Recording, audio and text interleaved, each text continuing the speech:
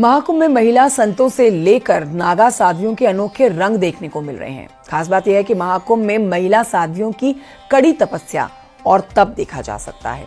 दूसरी ओर हर्षा रिछारिया जैसी मॉडल से संत बनी महिलाओं की भी कहानी यहां से निकलकर सामने आई है।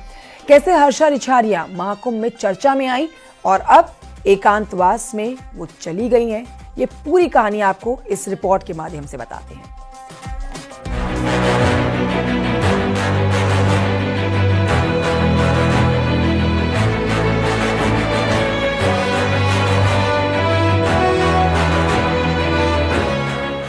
आखिर कहां है हर्षा रिछारिया?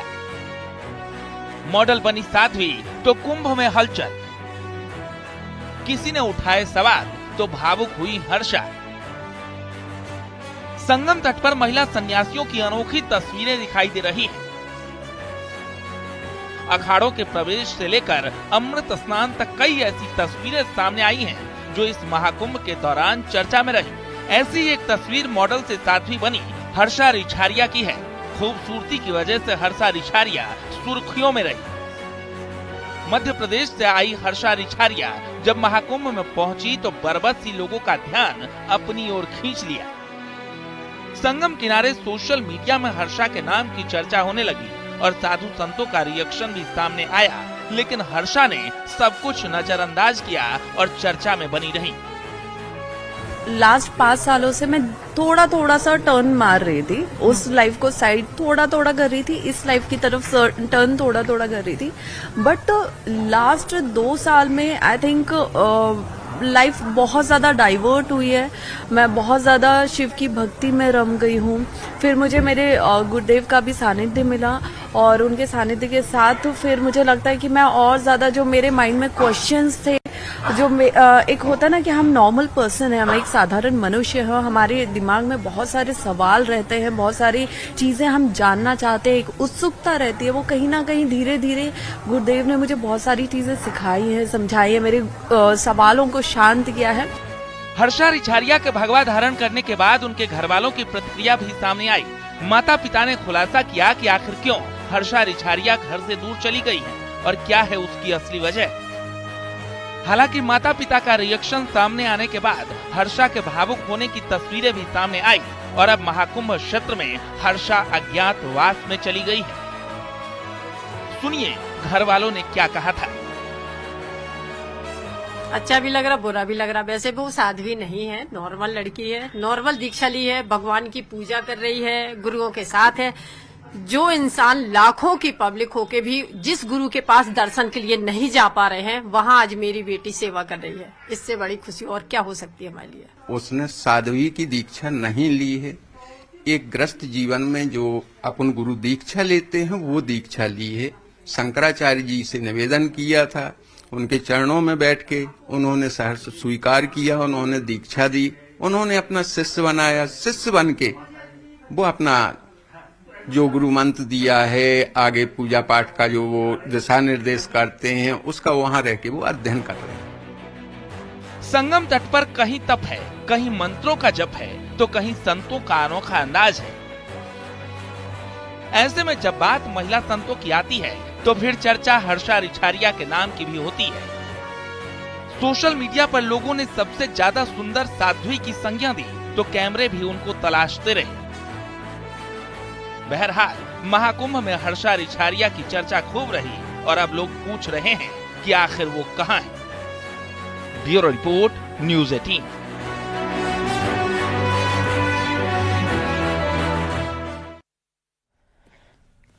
तो यूं तो प्रयागराज महाकुंभ की अनोखी और अचंभित करने वाली कई तस्वीरें आपने देखी होगी, लेकिन क्या आप जानते हैं कैसे बनते हैं संत और महंत और कैसे होती है इनकी दीक्षा? कहानी हैरान करने वाली है और रहस्य से भरी हुई है। न्यूज़ 18 इस रहस्य से आपको आज रूबरू कराएगा और बताएगा महिला संतों की दीक्षा की ये पूरी कहानी इस रिपोर्ट में।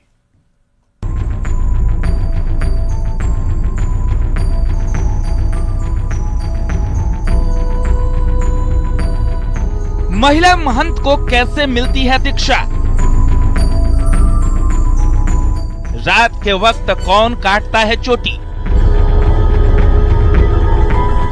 पिंडदान और भस्म रमाने का क्या है सच? धुनी रमाते इन संतों को देखिए। अनोखी वेशभूषा और अलग अंदाज इनकी तपस्या और तप की कहानी को खुद बयां कर रहा है। कोई इसे तंत्र साधना से जोड़ता है तो कोई रहस्य बताता है, लेकिन साधना और सिद्धि की कहानी कुछ अलग ही है। अब जरा महाकुंभ में पहुंची महिला संतों को देखिए। कोई 5 साल की आयु में इस ओर आकर्षित होने की बात कर रहा है, तो किसी का दावा है कि 12 साल की उम्र में उनका ध्यान इस दिशा में हुआ और साधारण जीवन से संन्यास की ओर कदम बढ़ा दिए। संगम किनारे धुनी रमाए महिला संत और महंत को देखकर आपके मन में भी सवाल उठ रहे होंगे कि महंत बनना और दीक्षा धारण करने की पूरी प्रक्रिया क्या है? क्या है रात 12 बजे का पूरा सच? कौन काटता है महिला संत की चोटी? 3.5 मीटर का वस्त्र महिला संत। महिला संतों की दीक्षा भी नागा साधुओं और वैराग्य जीवन वाले साधु संतों की तरह ही होती है। रात के वक्त चोटी काट दी जाती है और 3.5 मीटर का वस्त्र धारण करने के लिए दिया जाता है। गंगा में पिंडदान कराया जाता है और सन्यासी जीवन में प्रवेश कराया जाता है। सुनिए एक महिला महंत की जुबानी पूरी कहानी। हमारे यहाँ अखाड़े में बाबाओं की होती है, सेम वैसे ही होते हैं।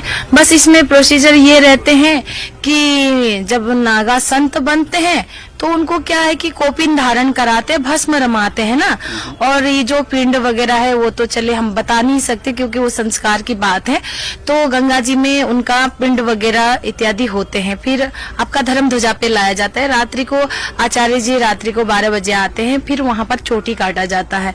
तो माताओं का भी सेम यही प्रोसीजर, बस माताओं को क्या है कोपिन के साथ साथ 3.5 मीटर का वस्त्र दिया जाता है और उसको ब्रह्म गाथी बांध के माताओं को भी भस्म रमा के सेम वही अपना पिंड वगैरह सारा प्रोसीजर गंगा जी में होते हैं।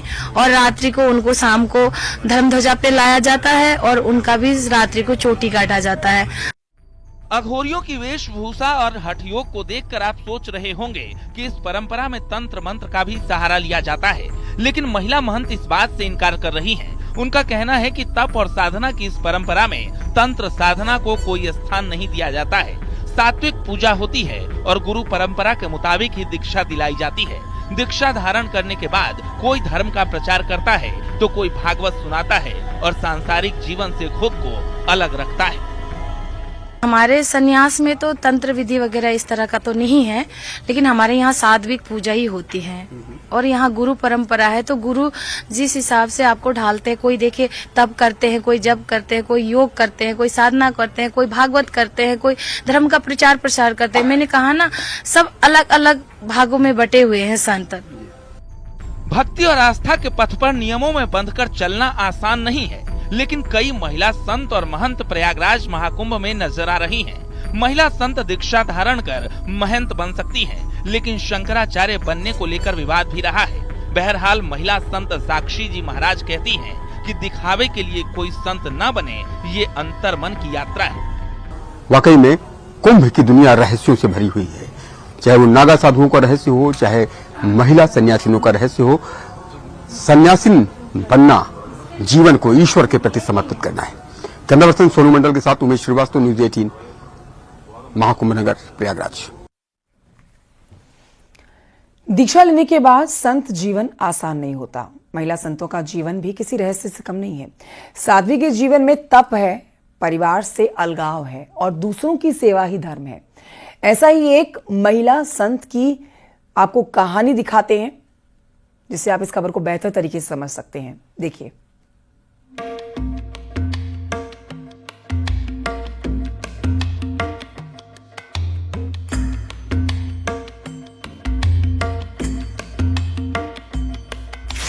देखिए, संत जब हम बनते, हमारी मुख्य संन्यास दीक्षा होती है, तब हमारा पिंडदान होता है। हम स्वयं का भी जीते जी पिंड भर देते हैं कि अब हम जिएंगे तो अपने लिए नहीं, अब हम संसार के लिए जिएंगे, हम अपने धर्म के लिए जिएंगे।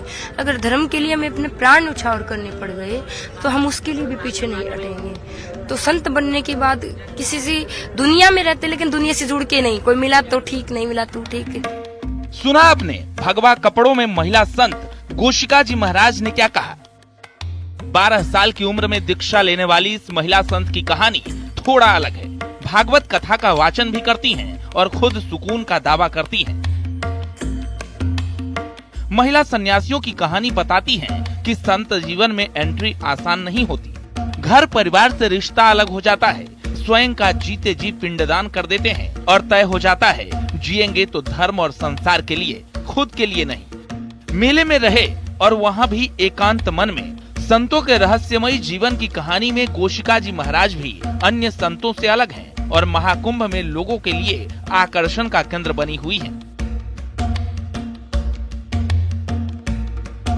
वैराग्य तो बचपन से ही होता है और सबसे बड़ी भगवत कृपा और गुरु कृपा होती है।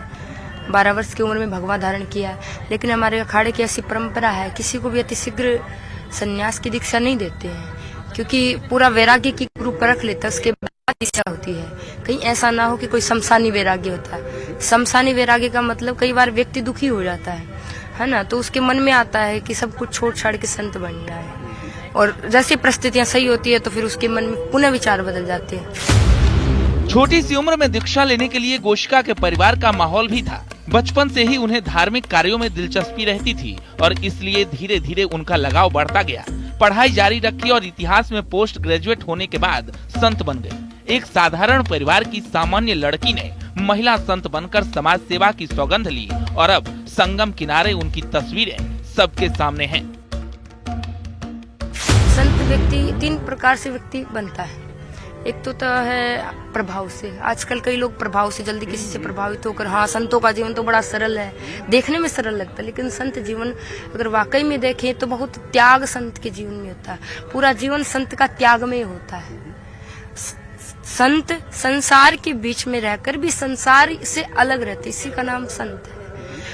आजकल देखिए भौतिक सुविधाओं का उपयोग भी संत करते हैं, तो कई लोग कहते हैं अरे पुराने संत तो पहाड़ों में रहते थे, अब तो संत संसार के बीच रहते। पहली बात तो अब पहले के जमाने में पहाड़ कंदराएं थी, अब इतने पहाड़ रहे नहीं है ना। दूसरी बात, पहले इतनी भौतिक सुविधा थी नहीं। हम संत सुविधाओं का इस्तेमाल करते हैं लेकिन उसमें आसक्त नहीं होते। जाहिर है महिला नागा सन्यासी भी महाकुंभ में आस्था की डुबकी लगाने के लिए पहुंच चुकी हैं। उनके जीवन और दीक्षा से जुड़े कई रहस्य हैं जो आम दिनों में सामने नहीं आते। 12 साल की उम्र में दीक्षा लेने वाली इस महिला संत की कहानी भी थोड़ा अलग है, जो बताती है कि कैसे अपना सामान्य जीवन त्याग कर संन्यास की राह अपनाई है। 12 वर्ष की आयु में दीक्षा ले ली। हमको लगता है कि इनकी आयु भी बहुत कम होगी, 18-19 वर्ष के आसपास की होंगी, लेकिन ये श्रीमद् भागवत कथा कहती हैं और गोशिका जी महाराज यही कहती हैं कि उन्हें बेहद खुशी है कि वो अपना पूरा जीवन ईश्वर के चरणों में समर्पित कर चुकी है। वाकई में महिला सन्यासियों की दुनिया भी रहस्यों से भरी हुई है। कैमरा पर्सन सोनू मंडल के साथ उमेश श्रीवास्तव, न्यूज़ 18, महाकुंभ नगर।